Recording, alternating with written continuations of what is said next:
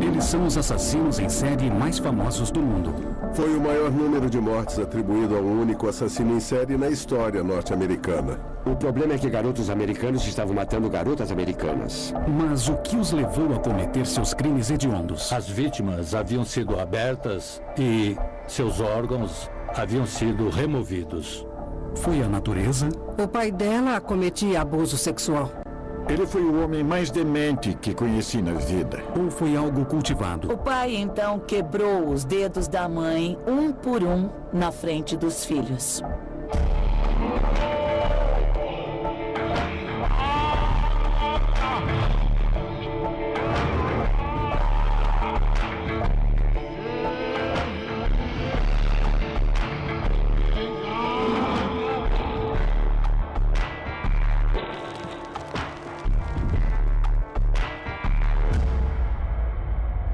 Dementes.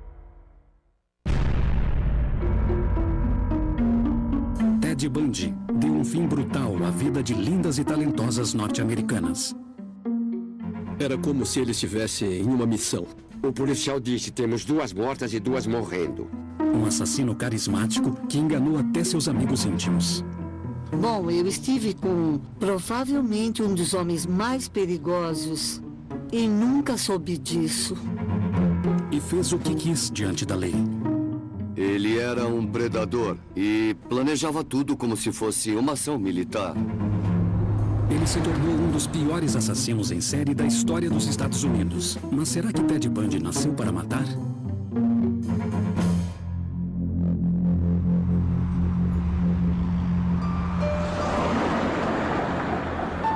Ted Bundy nasceu como Theodore Robert Cowell, em 1946, no abrigo de mães solteiras Elizabeth Land, em Vermont. Na época, com 22 anos, sua mãe Louise encarou o preconceito de ser uma mulher solteira que teve um filho de pai desconhecido. Para proteger Louise, os pais dela acharam que era melhor mentir sobre os 3 meses que ela passou no abrigo para mães solteiras em Vermont. Então, ele foi criado acreditando que seus avós eram seus pais e a mãe, sua irmã mais velha. E na vida dele isso deve ter sido muito confuso, ele não sabia quem era.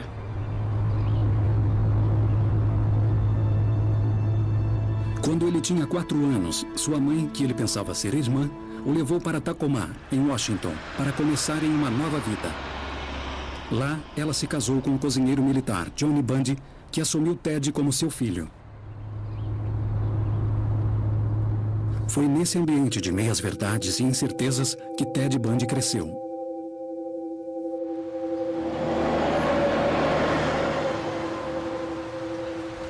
No secundário, ele ficava no meio de pessoas influentes, mas ele não era uma delas. Sabemos que caçoavam dele. Ele era estudioso e, mesmo não sendo uma criança feia, nunca se encaixou. Sua personalidade, eu acho que posso dizer isso.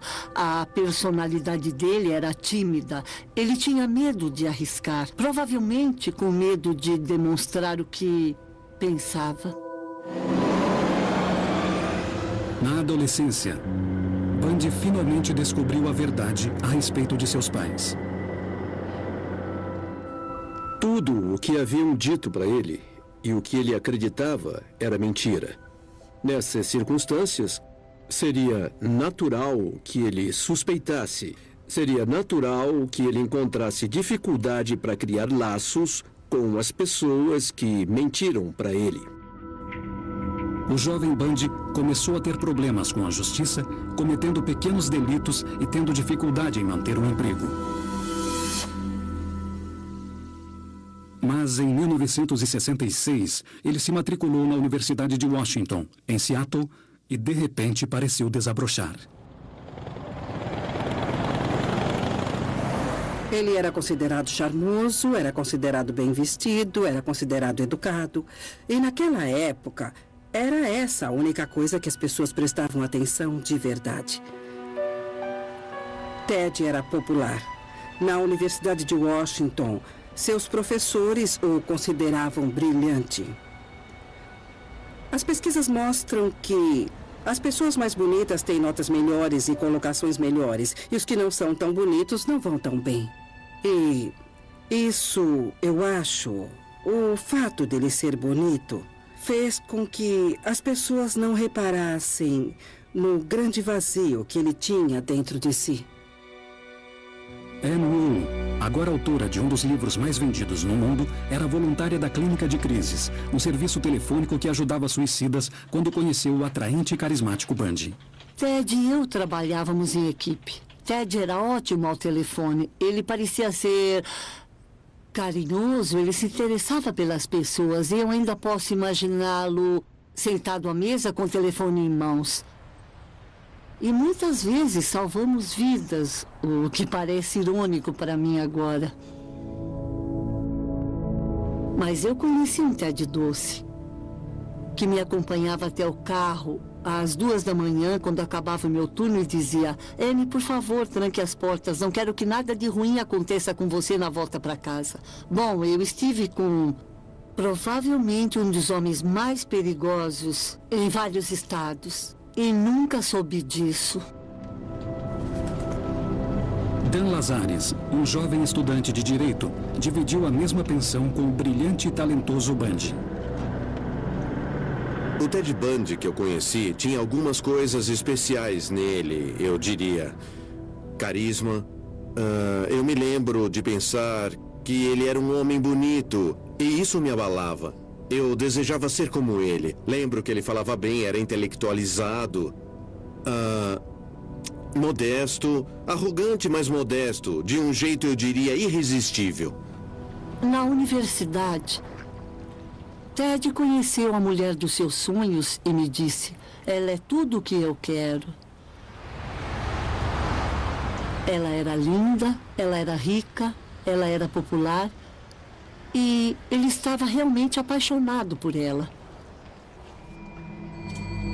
Mas depois de mais de 1 ano de namoro, a garota dos sonhos de Bundy começou a hesitar.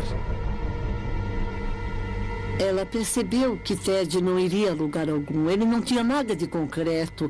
Ele falava de política, sobre ser um advogado, mas não estava se mexendo para isso. Ele não estava executando absolutamente nada. E ela terminou com ele.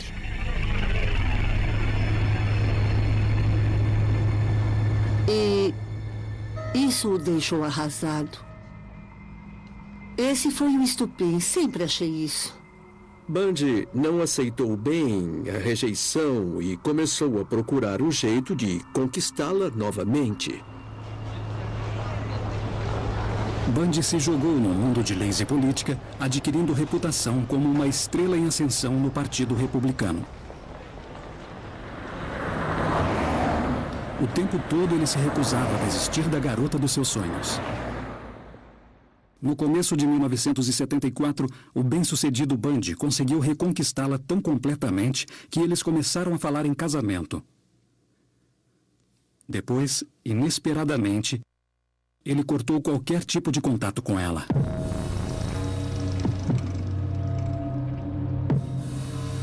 No dia 1º de fevereiro de 1974, Linda Ann Healy, linda estudante e musicista talentosa, estava escalada para fazer sua reportagem diária sobre esqui na estação de rádio local. Ela nunca chegou lá e nem apareceu nas aulas daquele dia.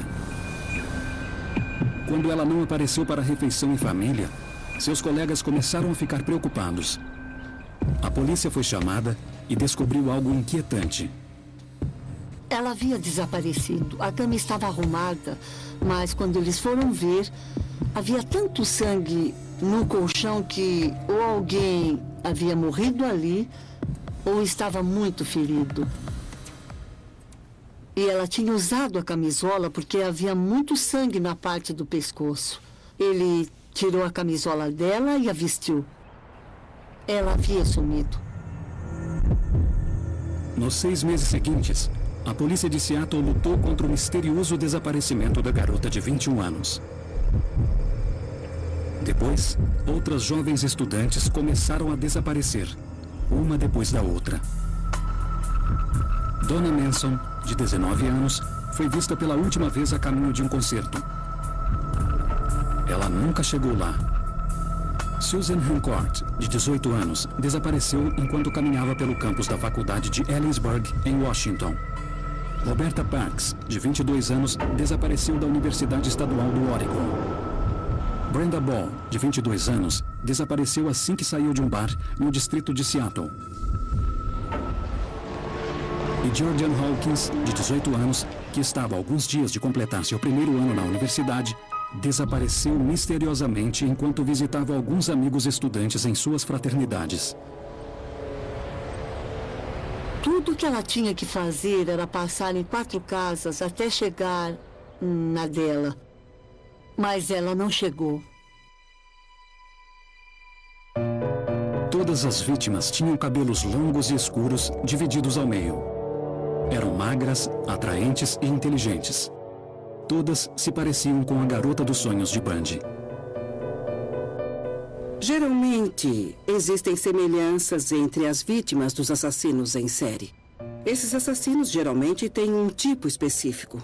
Era como se o Bundy estivesse se vingando dessa mulher em particular, dessa classe em particular, desse tipo particular de mulher. Era quase como se ele estivesse numa missão. 6 garotas haviam simplesmente desaparecido, deixando para trás uma questão. Como elas haviam sido raptadas sem sinal de luta, sem pistas e sem testemunhas? Enquanto o reinado de terror de Bundy continuava, a resposta seria revelada.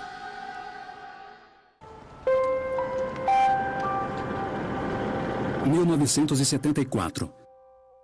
Num estado próximo a Washington, 6 jovens inteligentes e atraentes haviam sido raptadas pelo assassino em série Ted Bundy.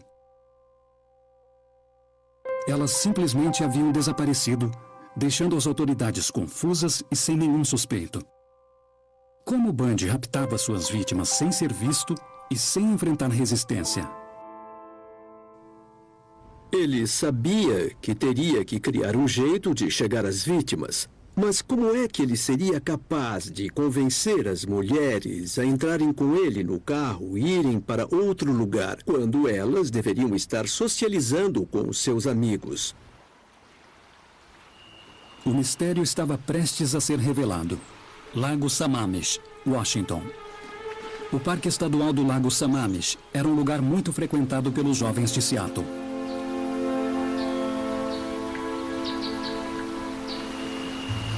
No dia 14 de julho de 1974, a adolescente Dawn Saunders estava indo para lá, junto com outras garotas. Bom, era uma tarde bonita e ensolarada. Nós gostávamos de ir até o parque sempre que possível. E minha amiga e eu éramos típicas garotas de 14 e 15 anos. Íamos até o parque para ver quem estava lá e que tipo de confusão poderíamos armar. Aquele domingo de julho estava muito quente e o parque sempre ficava lotado nos finais de semana quentes. Os carros faziam fila para tentar estacionar e é um parque bem grande, é um dos mais agitados do estado. Uma amiga nossa foi abordada por um rapaz com gesso no braço. Ele pediu para que ela o ajudasse a pegar alguma coisa que estava no teto do seu carro. A garota foi uma das muitas a serem abordadas por um homem que parecia estar com o braço quebrado. Ela tinha 17 anos, linda, cabelos castanhos na altura dos ombros, olhos castanhos. Ela não foi a lugar algum com ele, não aconteceu nada. O homem era Bundy, utilizando um gesso falso. Testemunhas viram a mesma abordagem sendo feita a uma mulher bonita de 23 anos. A Janice estava sentada numa toalha sozinha e um homem bonito veio até ela pedindo para que ela o ajudasse a tirar a canoa do carro.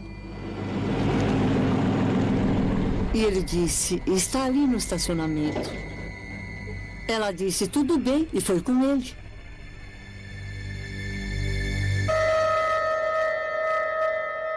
Foi a última vez em que foi vista.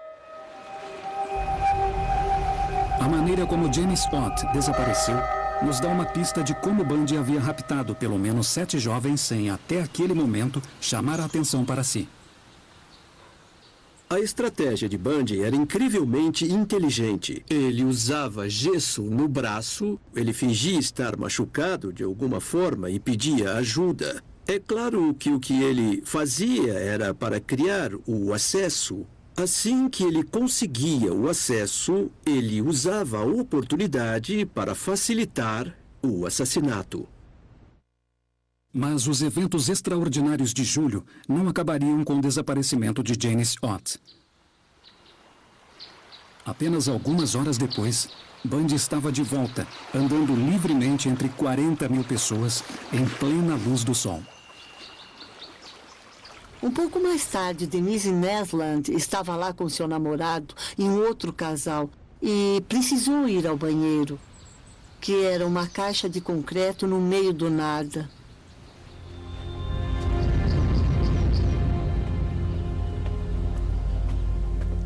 Ela foi e nunca mais voltou. Bundy raptou 2 jovens no mesmo local, no mesmo dia, em plena luz do sol. O ganho psicológico do primeiro assassinato não foi suficiente para ele. Ele precisava de mais. Os assassinatos em série começam com uma fantasia. A fantasia vai se aprimorando com o tempo. Então, uma àquela altura já não era suficiente. A fantasia exigia que 2 seriam necessárias. Usando helicópteros e cachorros, a polícia começa uma busca pela área do Parque do Lago Sammamish, com mais de 160 hectares. Nenhum rastro das garotas foi encontrado. Elas tinham simplesmente desaparecido. Eu me lembro do namorado dela no parque aquele dia. Lembro que ele ficou lá durante as buscas, encostado em seu carro, chorando e com medo de ter acontecido o pior. Mas a audácia de Bundy o traiu. O parque estava cheio naquele dia que foi fácil para eles analisarem alguns perfis até chegar a uma pessoa. E essa pessoa era o Ted. As pessoas no parque viram Ted se apresentando a Janice Ott e a viram saindo com ele. Naquela semana, eles tinham um retrato falado do suspeito e que acabou sendo Ted Bundy.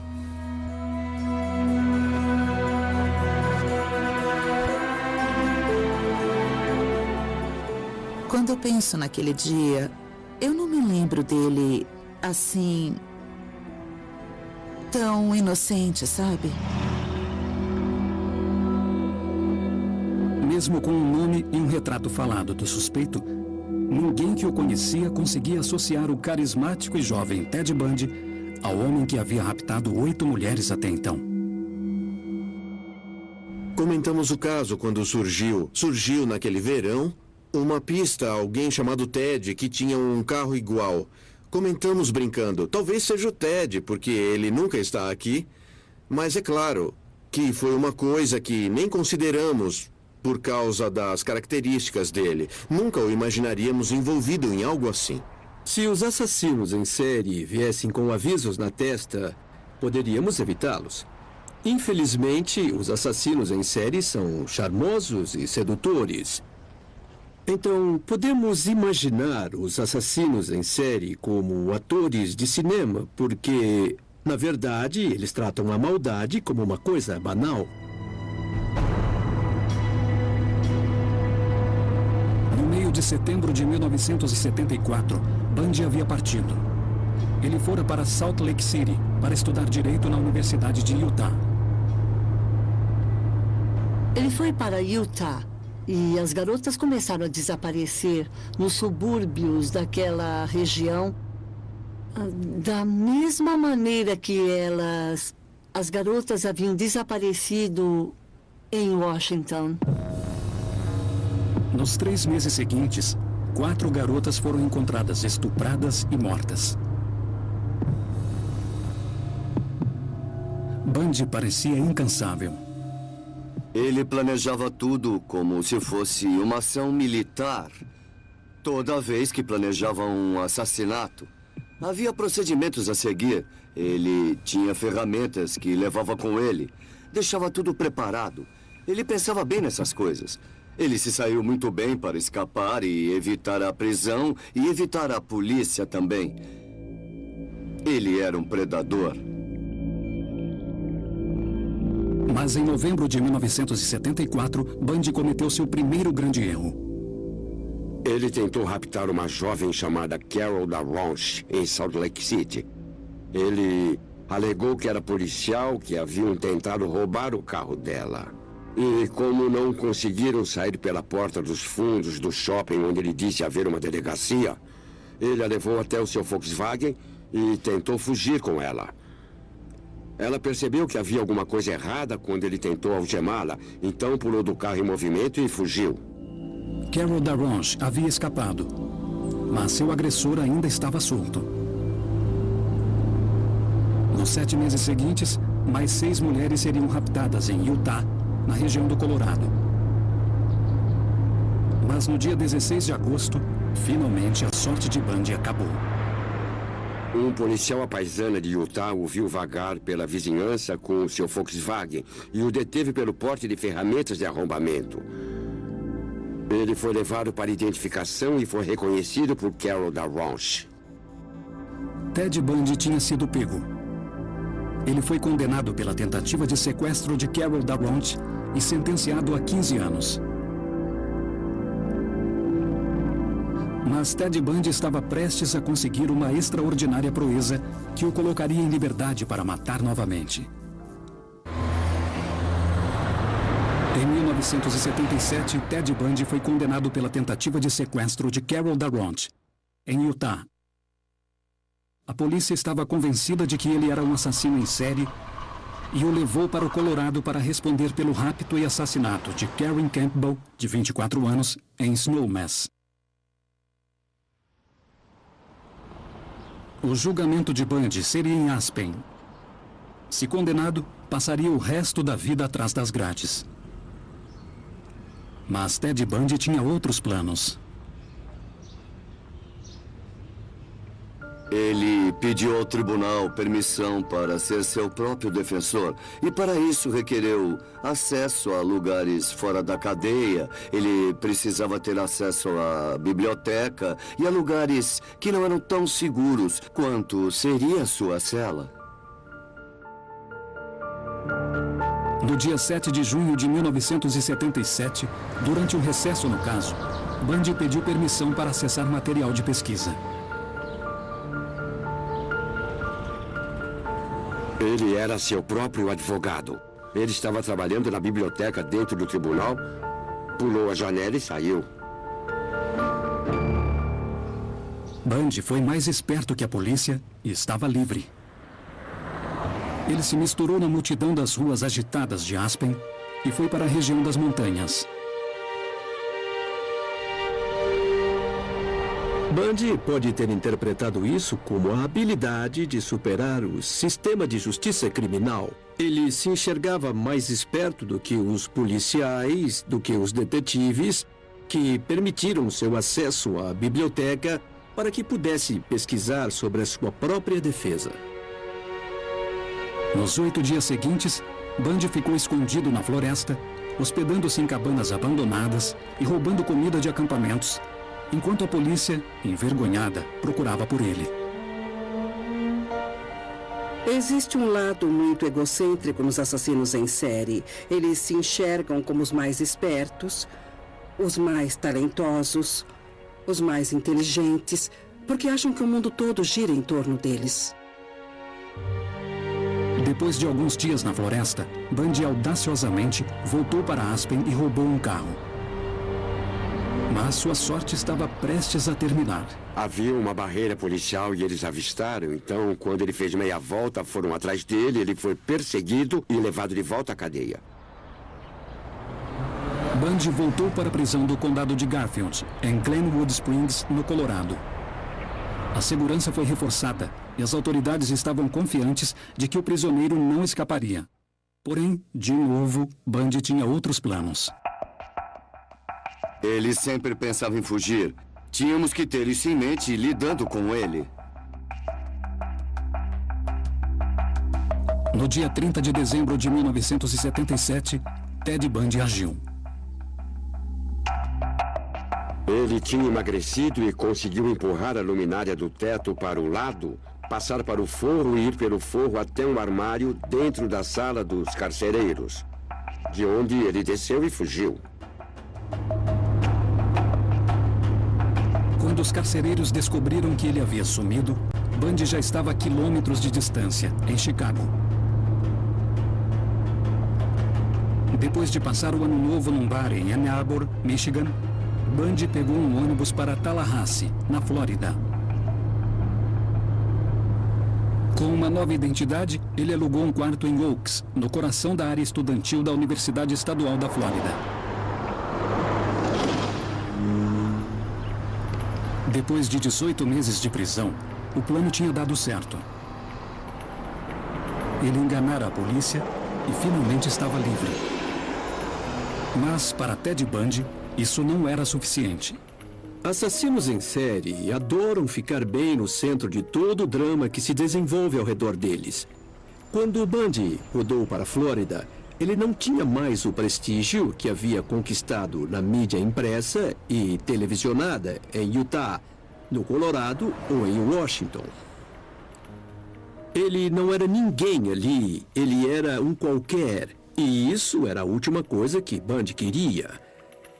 Então, ele precisava fazer alguma coisa para conseguir a atenção que desejava e exerceu sua pior forma de poder sobre a cultura que ele abominava. Nas primeiras horas do dia 14 de janeiro de 1978, uma semana depois de chegar em Tallahassee, Ted Bundy atacou novamente. Lá pelas 3 da manhã, uma jovem chamada Anita Neary voltou para sua fraternidade. Ela chegou no andar de baixo e viu um homem saindo da casa com o que parecia ser um pedaço de pau na mão. Ela foi ao andar de cima e acordou a presidente da fraternidade. Quando Karen Chandler saiu de seu quarto, perguntaram se ela tinha visto alguma coisa e perceberam que Karen estava sangrando. Jim Sewell era sargento e assistente do chefe da polícia quando seu telefone tocou naquela noite. E o policial disse: "Temos 2 mortas e 2 morrendo." Sewell foi o primeiro a chegar à cena do crime. Quando eu cheguei, subi ao andar de cima e fui até o quarto de Margaret. Margaret Bowman havia sido estrangulada e estava morta, segundo nossos policiais. Um fio de nylon estava amarrado no pescoço de Margaret Bowman.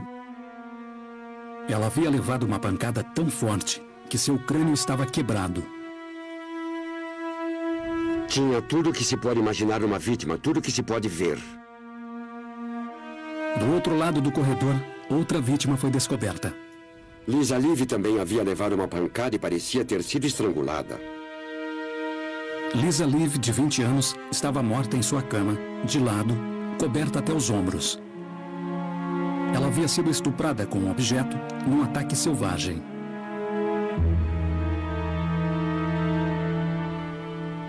Lisa também foi mordida nos seios e também nas nádegas.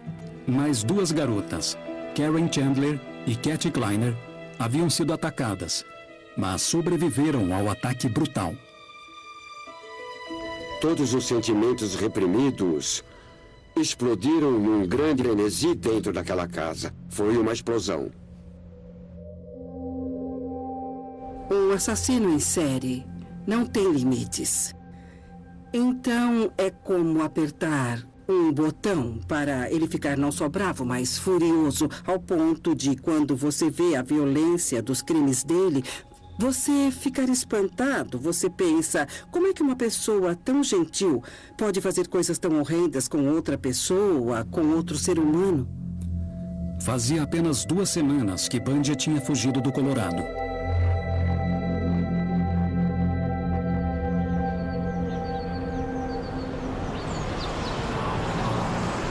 Quase 3 semanas depois do ataque à fraternidade, um furgão branco foi roubado do departamento de mídia da Universidade Estadual da Flórida. 4 dias depois, ele apareceu. A 160 quilômetros dali, em Lake City.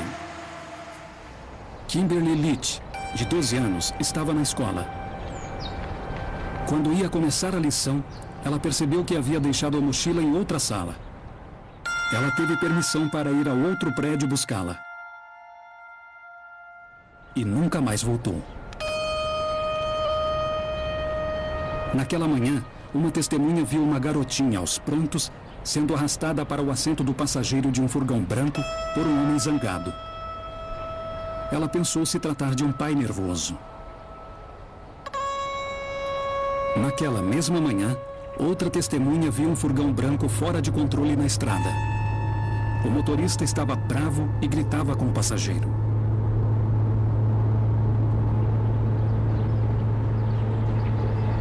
Dias depois, o furgão branco que havia sido roubado da universidade foi encontrado.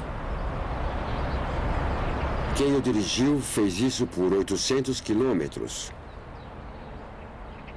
E nós encontramos sinais de ferimentos lá dentro. Havia restos de galhos e folhas. Havia cabelo e tecido e uma etiqueta com o valor de $26 nela. Achamos que ele foi até a loja de esportes de Green Acres e comprou uma faca grande, uma faca de caçador. E acreditamos que ele a usou para matar a Kimberly. Isso aconteceu 2 meses antes da polícia encontrar o corpo de Kimberly, de 12 anos, jogado num chiqueiro abandonado na floresta, a 40 quilômetros da casa dela. À 1h30 da manhã, no dia 15 de fevereiro, em Pensacola, Flórida, um homem foi visto em seu carro, agindo de maneira suspeita. Um indivíduo dirigindo um Volkswagen estava vagando atrás de algumas lojas em Pensacola. Ele foi observado por um policial de Pensacola que tentou abordá-lo. O homem correu para o carro, acelerou e o policial o perseguiu. Houve uma perseguição. Um tiro foi disparado, mas não atingiu ninguém. E então ele foi preso. Primeiro ele nos disse que seu nome era Ken Misner. Depois ele nos disse que seu nome era Theodore Robert Bundy. Os que conheciam o carismático Ted ficaram chocados.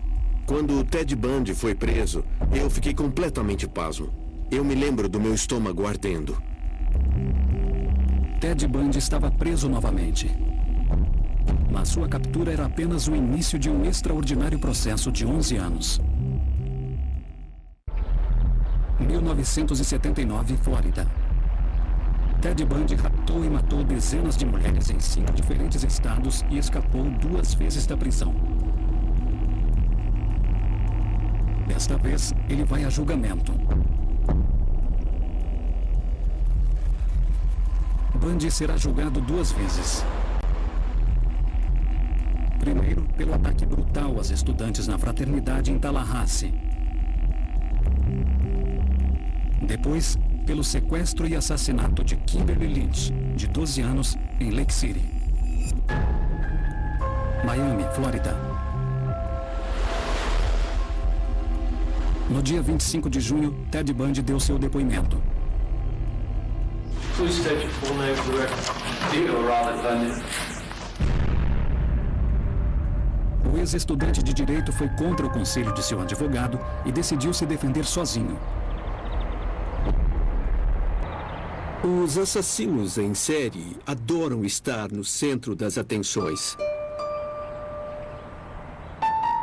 Defender-se permitia que ele chamasse muita atenção para si mesmo.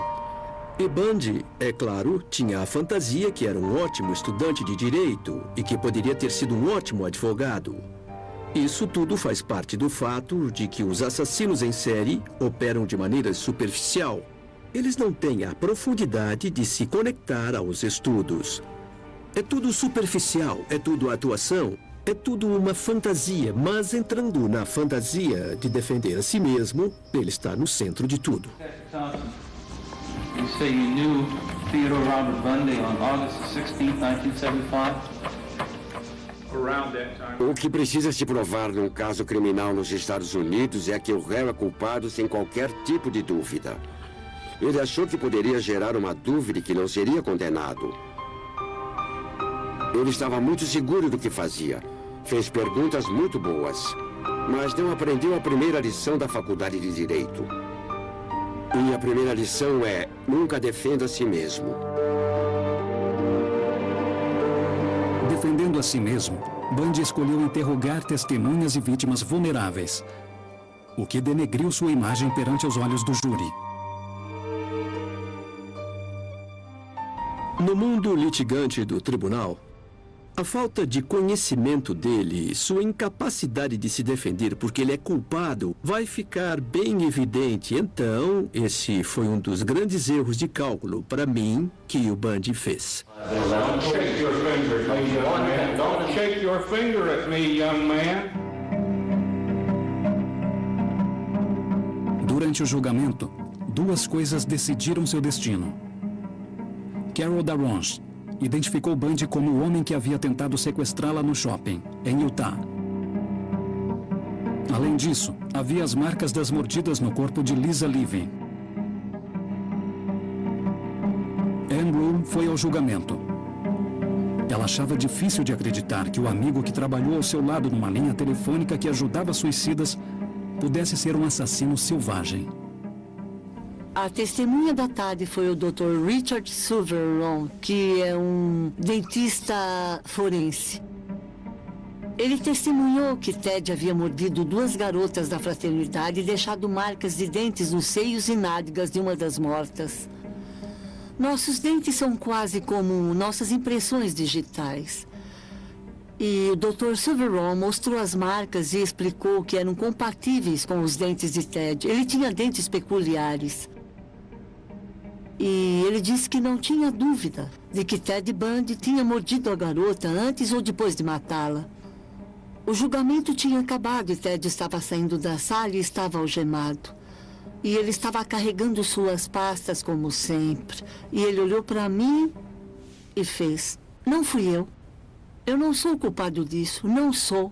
Mas eu sabia que tinha sido ele. Eu fui até o fim do corredor e vomitei, porque precisava aceitar aquilo." Theodore Robert Bundy foi julgado culpado sem vestígio de dúvida. Ted Bundy's fate is now in the hands of Judge Edward Cowart. The judge will announce this afternoon whether he will send the former law student to the electric chair. Yesterday, the jury heard Bundy's mother ask that her son be spared, but the state reminded the jury of the victims.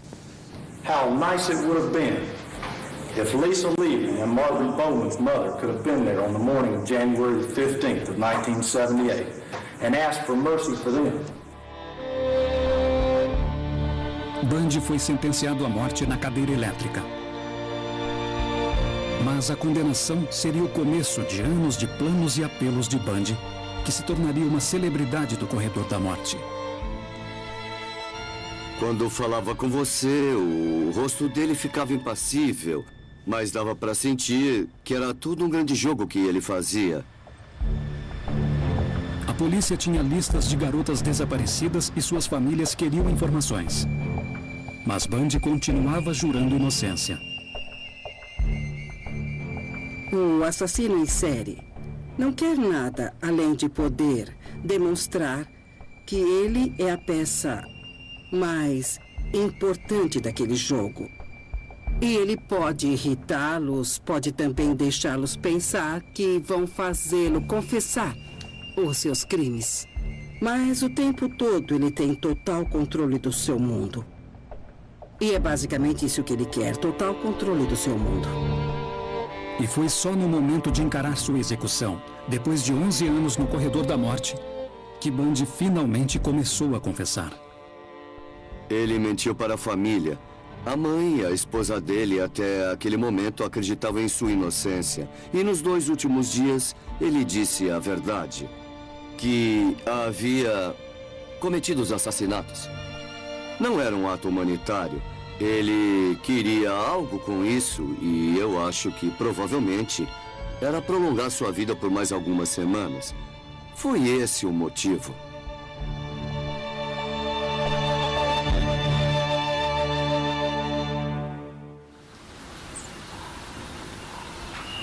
A poucos dias da execução, Ted Bundy começou a assumir pelo menos 36 assassinatos de jovens em todo o país.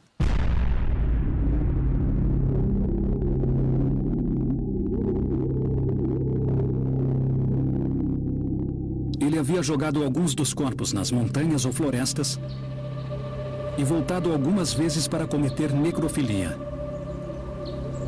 Algumas vezes, tinha levado a cabeça delas para casa.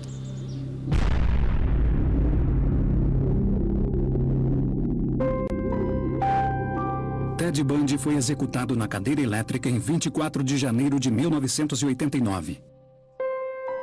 Mas esse assassino de inocentes mulheres era cruel por natureza ou por sua criação? Será que ficou transtornado pela mentira que viveu na infância? Foi a rejeição que sofreu da garota de seus sonhos que motivou seus crimes? Ou Ted Bundy simplesmente nasceu para matar? Eu nunca quis acreditar numa semente ruim que uma criança já está condenada desde que nasce.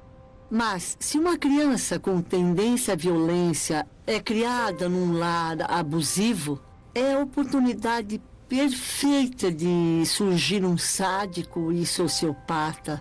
Ele não era louco. Ele não era louco. Ele sabia o que estava fazendo e escondeu as evidências, mas ele estava viciado. Existem evidências de que, mesmo quando criança, ele nunca criou vínculos emocionais com ninguém. A personalidade já existe quando a criança nasce. Ela só se desenvolve de acordo com o ambiente. Ele nasceu para matar? Deve haver alguma coisa na genética de uma criança que diz tudo o que você precisa é do ambiente certo e assim poderá iniciar seu destino. Eu não tenho nenhuma dúvida de que Ted Bundy viveu certas circunstâncias em sua infância que foram diferentes e que foram potencialmente destruidoras. Ted Bundy não nasceu para ser um assassino em série. Foi uma escolha que ele fez enquanto crescia e sentia que não havia outra maneira de resolver os seus problemas psicológicos. Bundy deu ao policial Paul Decker uma pista sobre a motivação de seus crimes.